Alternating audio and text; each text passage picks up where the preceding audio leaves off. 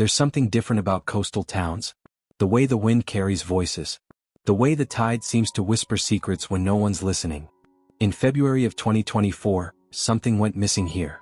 Not just a person, but a sense of safety. One afternoon, the rhythm of this town changed. Streets that once echoed with laughter went silent. Doors locked earlier. Curtains stayed closed. And behind them, questions, fear, and whispers that no one wanted to believe. A child had vanished. And what began as a search became something far more unsettling. In the days that followed, stories shifted. Memories blurred. And some of the loudest cries started coming from those standing closest to the silence. This isn't just about a missing child. It's about what we do when the lights go out. When the truth doesn't knock, but hides. Her name is Joshlin. And what happened here will stay with you. This is Joshlin. Just 6 years old. Big brown eyes. Hair often tied with care. A smile that felt like sunshine over the Atlantic. In every photo there's a spark, an innocence that tells you everything you need to know about her. She loved drawing, singing, running barefoot when she was allowed. She had a habit of humming to herself when she was nervous, and always asked for bedtime stories, even if she already knew how they ended. She belonged to a small town, one where most people knew each other by name. One where a missing child wasn't just someone's daughter. It was everyone's. February 19th started as any other Monday, until her name was said on the evening news. Authorities have confirmed a missing child in Saldanha Bay. 6-year-old Joshlin Smith was last seen. The first few hours were full of hope. That maybe she wandered off. That maybe she was playing at a friend's house. That this would all be over by dinner. But dinner came and went. By nightfall, Joshlin's name was echoing far beyond her street. Cell phones buzzed. Social media lit up. People who'd never heard of Saldanha Bay suddenly knew it was a place holding its breath. The streets filled with people holding flashlights and faith. Volunteers came from nearby towns. Some walked all night, hoping they'd be the one to find her. This wasn't just a story, it was a movement. She became the face on every feed. Her smile, the one that looked like your niece, your sister, your daughter, was everywhere. People shared her image, said prayers. But something lingered beneath the surface, a quiet unease that no one wanted to name. Because as the hours turned to days, the story began to change. In the heart of a small coastal town, there lived a girl with eyes that could stop time. Not because they were loud, but because they held everything. Wonder, curiosity, joy, and just enough mischief to remind you she was only 6. Her name was Joshlin Smith. A little girl with a big laugh and an even bigger heart. She was the kind of child who never arrived anywhere quietly. Teachers say she danced into class instead of walking. Neighbors remember her calling out greetings to dogs like they were old friends. And to her siblings? She was the peacemaker, the storyteller, the one who could turn the dullest day into something worth remembering. She loved animals, especially birds. Her favorite color was green. And when it rained, she used to say the clouds were just sad and needed a hug. To those who knew her best, she was sharp and funny. She could be stubborn, yes, but only when she believed something mattered. Like making sure her younger sibling got the bigger half of the sandwich. Or refusing to leave the playground until everyone had a turn. Her teacher said she was always curious, always asking questions others were too shy to ask. Why can't boys wear pink? What do clouds taste like? And most often, can I help?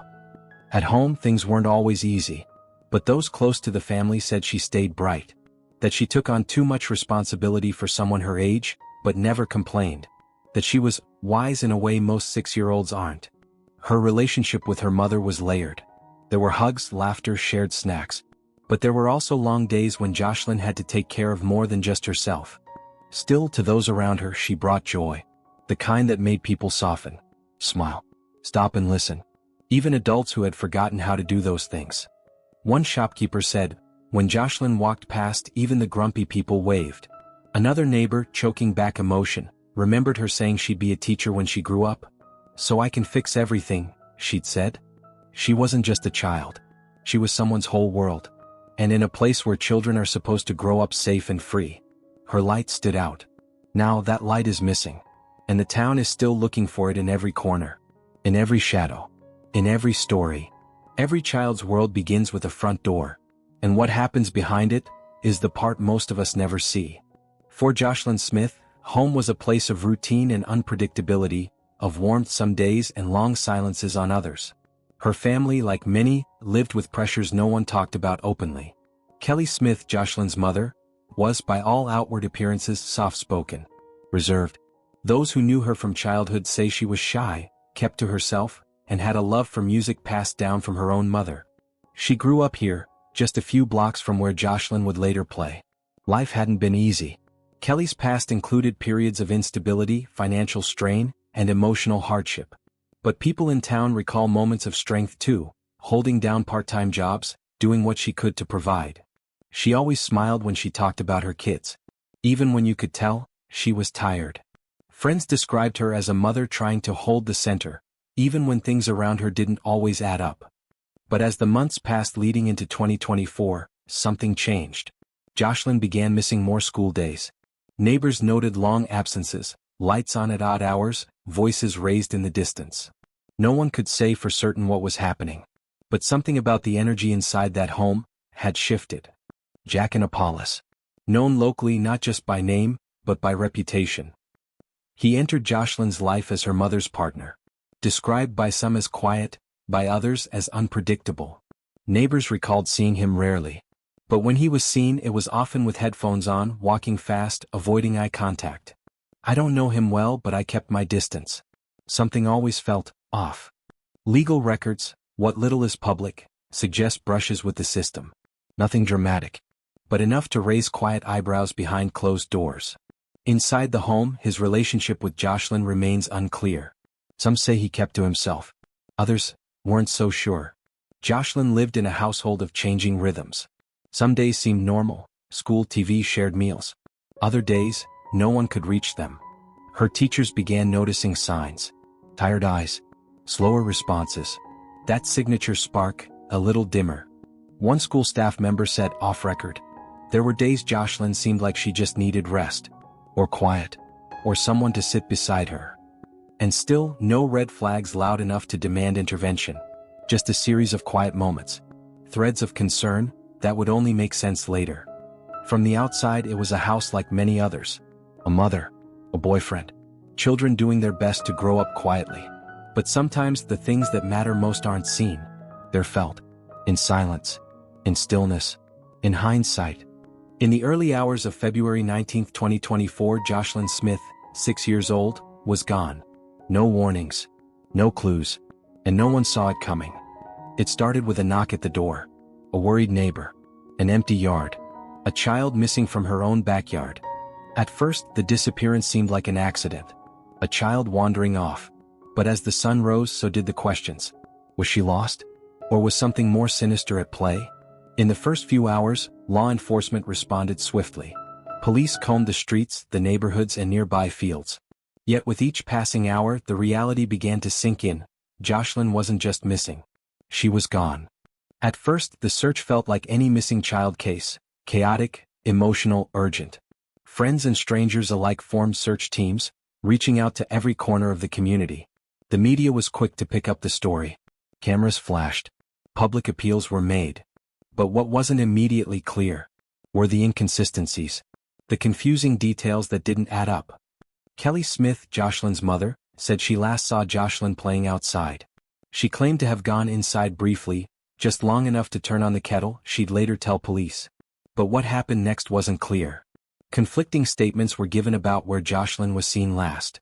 Some said she was playing in the yard, others claimed they saw her in the street a block away.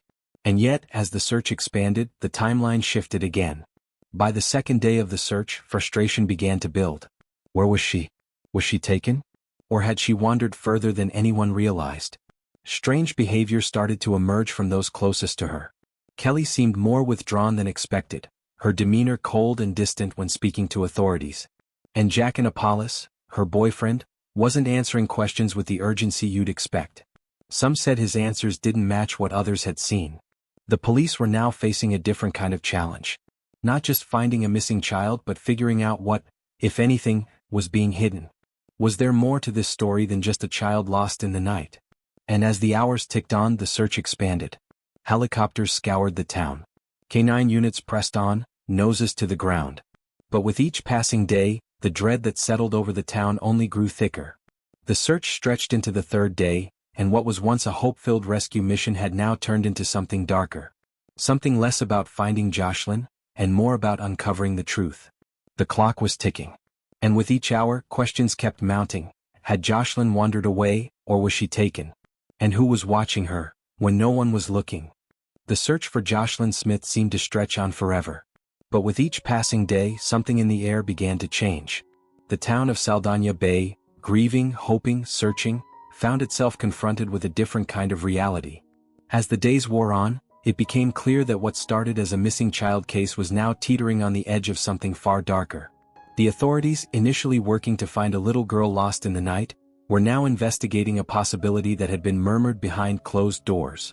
Police interviews began revealing inconsistencies in the stories. Kelly Smith, Joshlin's mother, spoke to officers multiple times, but something in her words didn't match the evidence. Her statements about the night Joshlin disappeared, about when she last saw her daughter, were no longer lining up with what others had reported. At first, Kelly seemed to hold on to her composure. But the cracks were starting to show. The pressure of public scrutiny, the constant questions, the weight of the case, it began to wear on her. Her responses to investigators grew more evasive. Her eyes shifted. Her voice trembled. What had once been grief now felt like guilt. At least that's how some saw it. And when the whispers of the town began to creep in, the pressure mounted. And then the rumors began. Who was involved in Joshlin's disappearance? What was Kelly hiding? Who else might be involved? In the midst of these rumors emerged a name, Stevino van Rhyn. Stevino van Rhyn, a name not known to the public until now. A name that, for many, would soon become tied to Joshlin's disappearance in ways no one could have imagined. Rumors floated about Stevino's involvement with the family. Some claimed he had been in and out of their lives, visiting frequently. His connection to Kelly Smith, though not fully understood, raised questions in the minds of investigators. But what was more concerning to law enforcement wasn't just the strange connections, it was Stevino's own story. His alibis were flimsy. His whereabouts in the hours before and after Joshlin's disappearance couldn't be fully accounted for. And as the investigation dug deeper, more questions emerged about his relationship with Kelly. Was there more to their connection than anyone knew? And what role, if any, did he play in the story of Joshlin's vanishing? The town's grief was turning to suspicion. The love they had once poured into the search was now tempered by uncertainty. In the tight-knit corners of Saldanha Bay, no one knew who to trust. What they had believed was a tragedy was starting to feel like something far worse. And behind the walls, behind closed doors, where no one could see, more truths were waiting to be uncovered. The quiet hope that Joshlin Smith would be found, safe, perhaps alive, was slipping further and further away with each passing hour. And what began as a missing persons case was now a criminal investigation that would tear apart the very heart of Saldanha Bay. It wasn't long before the first arrests were made. Kelly Smith, Joshlin's mother, was taken into custody. Then came Jack Annapolis, her boyfriend. And finally, Stevino van Rhyn, a man whose name had become synonymous with suspicion. All three were arrested. But for what? And why? The charges were serious. Unlawful removal of a child from a legal guardian, a crime that carries with it a gravity far beyond what most could have imagined. And alongside this charge, suspected organized wrongdoing, a phrase that would soon send shockwaves through the community. The town that had once rallied to search for Joshlin was now forced to reckon with a chilling new reality. The people who had been at the center of the search, who had urged others to join the cause, were now under investigation themselves. No one was exempt from the truth. The community's response was a mixture of anger and confusion. The same people who had once placed candles at vigils now found themselves questioning their neighbors, their friends, their own families. What had begun as a plea for help had morphed into something far darker. In homes, on street corners, in crowded stores, people were talking. Accusations whispered in hushed tones. How could they have done this? Did they really know what happened? As Kelly was led away in handcuffs, her face was blank. Her motherly instinct, once on display for the world to see, was now overshadowed by suspicion. Was she the grieving mother everyone thought she was? Or had she played a far greater role in the tragedy than anyone could have imagined? Jack Annapolis, Kelly's boyfriend, stood accused alongside her. The man who had been a fixture in the background of the search now stood in the forefront of the investigation. His calm demeanor, once seen as a sign of stability, now seemed colder, more calculated. And then came Stevino van Rhyn, whose involvement until now had been a mystery. His name had echoed through the investigation as a shadowy figure in the background. But now, in full view, his arrest brought with it a new layer of uncertainty. The community was no longer focused on the girl they had once hoped to find. They were focused on the people they thought they knew, their faces now marked by suspicion. Who were these people really? And what had they done to Joshlin? What had once been a unified search was now a divided town, each side looking for someone to blame. As the public's shock shifted to outrage, so did the pressure on the authorities. The investigation would now move into the courtroom, where the truth would finally be laid bare. The trials were just beginning.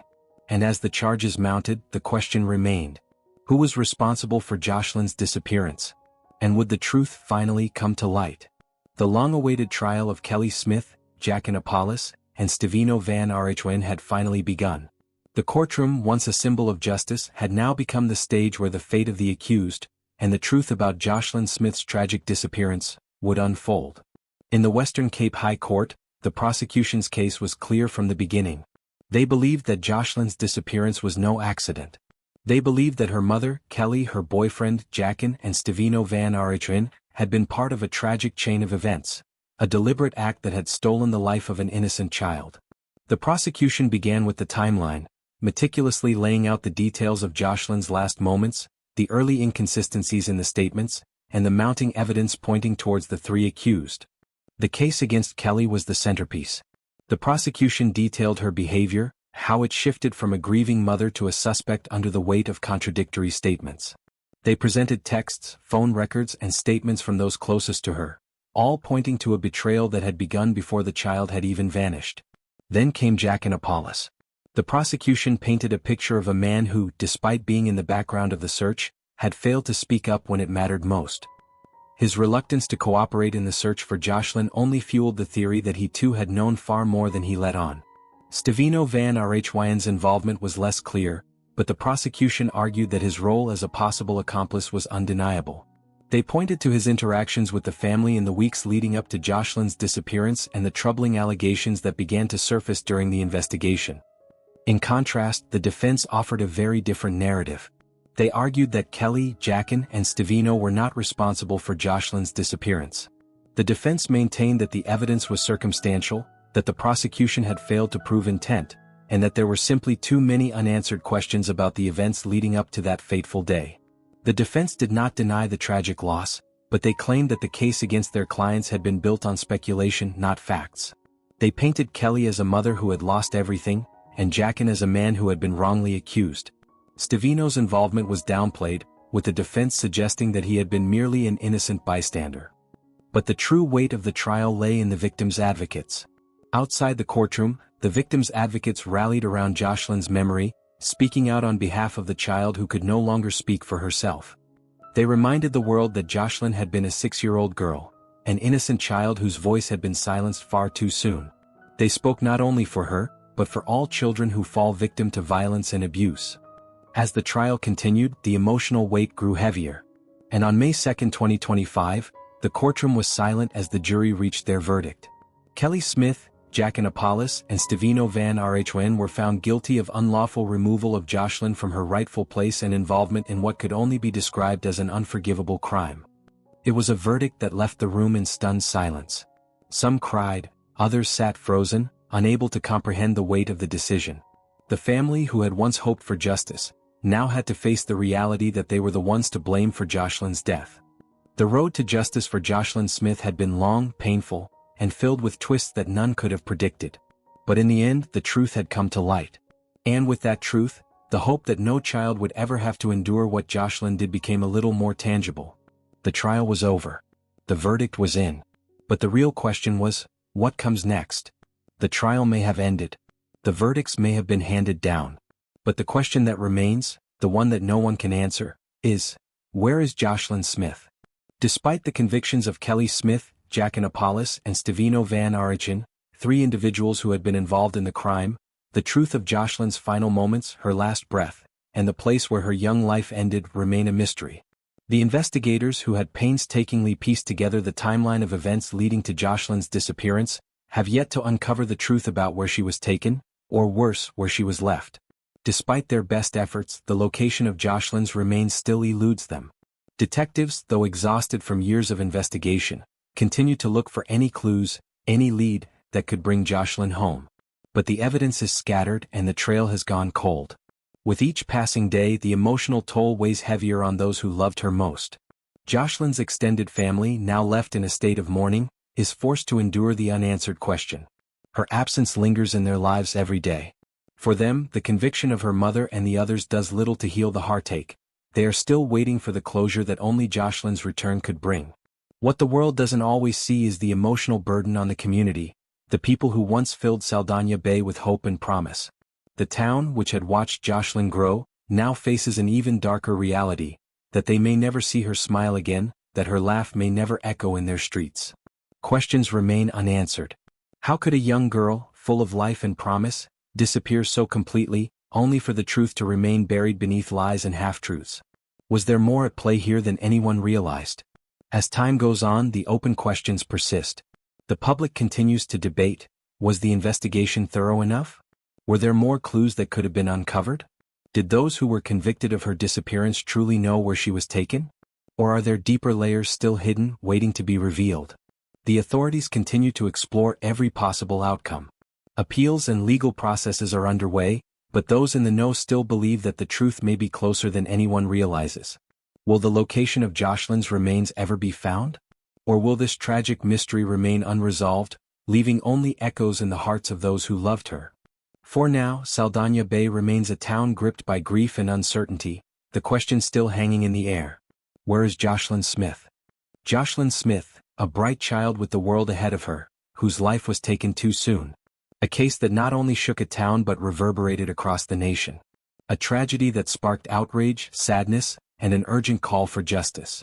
But even in the face of heartache, the question remains, what does justice look like when it's still incomplete? The verdicts came and the gavel fell. Yet, Joshlin's story, the very essence of her life, remains unfinished. The search for her truth continues. Where is she? And what happens next? Joshlin's name cannot be allowed to fade away. Her story deserves to be told again and again. Not just as a headline but as a reminder that behind every name, behind every case, there is a child. A future. A life taken too soon. For Joshlin, we must keep her memory alive. Let the world know she was loved, that she mattered. That her story is not one of silence, but of the truth waiting to be uncovered. And so, we ask you, the viewers, to keep her story alive. Share this video. Say her name. Make sure Joshlin's voice continues to echo across the world. If you believe her story matters, that her life and her truth deserve to be known, then share this video. Let the world hear her name. Let the search for justice continue. Say her name. Keep searching for the truth. And never forget her. Do you believe justice has been served? Should more resources go into missing child cases?